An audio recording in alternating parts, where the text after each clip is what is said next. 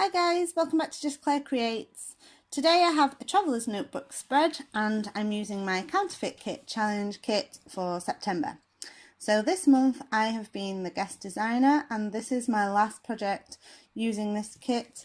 I kept it around for a little while after this, but I think I'm ready to move on to some different themes. So this is just a photo of me and my boyfriend. It's just one of those everyday sat on the sofa watching TV kind of photos. And I'm trying to do a bit more in my traveller's notebook. So I considered doing a series of scrap lifting other people's traveller's notebooks. But what I did in the end was I did some of that kind of off camera, which meant that I was able to use some photos that I wouldn't normally share. And it meant that I had less pressure because I didn't have the camera turned on.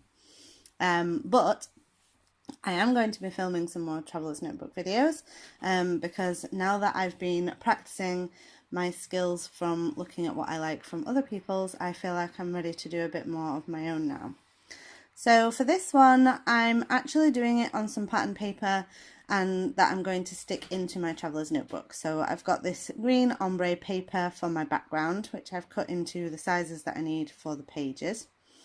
And I backed my photo onto some green pattern paper that I'd used for my kit, and then onto some black and white Maggie Holmes paper, which had kind of a tape effect in the top corner, so I wanted to keep that, so it's quite a large piece. And I'm going to slide the tag in behind my photo, so I've left a bit of space there. I've also added a doily and spent quite a lot of time playing with some yellow tissue paper.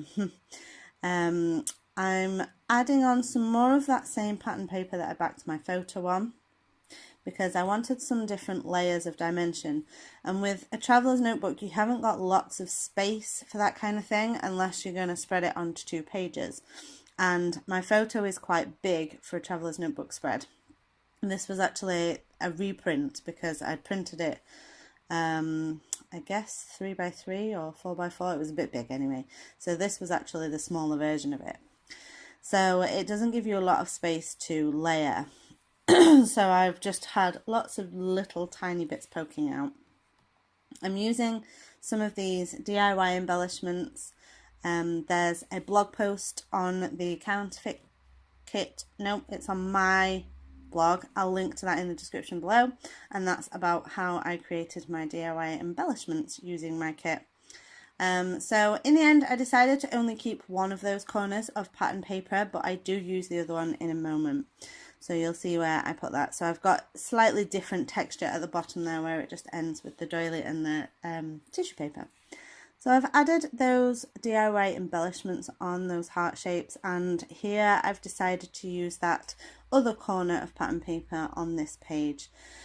And I've added on this little house embellishment, and that is from the Brandy Kincaid Homebodies kit, the digital kit that I printed. And I was just looking through my embellishments to see what else I could add on, but most of my embellishments were quite big. So I found this little strip of vellum that I had left from a wild hair kit that I'm just going to stick there for kind of another layer, something different in there, as well as a bit of contrast with that black. And I've added on a tiny piece of a frame there as well. And I've taken out my sequins. So these are Lucy's card sequins. I'll leave a link in the description to her shop because her sequin mixes are the best. And I think I'm going to have to get some more now it's coming into autumn. So these blue ones that I put in my Counterfeit kit, these are called Peacock, and I've probably used them on quite a few things before during this month because I'm kind of on a bit of a sequin kick at the minute, so I just want to add them onto everything. So I'm just kind of adding them onto the opposing corners, and then so that they kind of meet together at the top, so it kind of overlaps a bit, because the rest of my page was looking kind of separate. So I've left space on the right hand side of the page. I wasn't sure if I was going to add some journaling onto there or if I was going to add some onto the tag.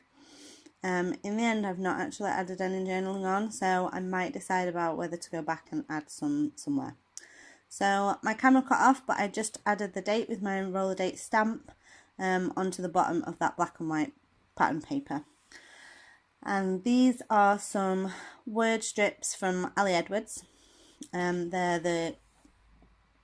These ones were from Studio Calico, and these were the from an autumn kit last year. So they've got some great phrases on them in the gold foil. So here are some close-ups. I hope you enjoyed this look at how I create a traveller's notebook page. I'm hoping to get some more of these done soon, and I hope you've enjoyed my counterfeit kit challenge videos, and I'm really sad that this is kind of my last one now, but I will definitely be taking part in some more months.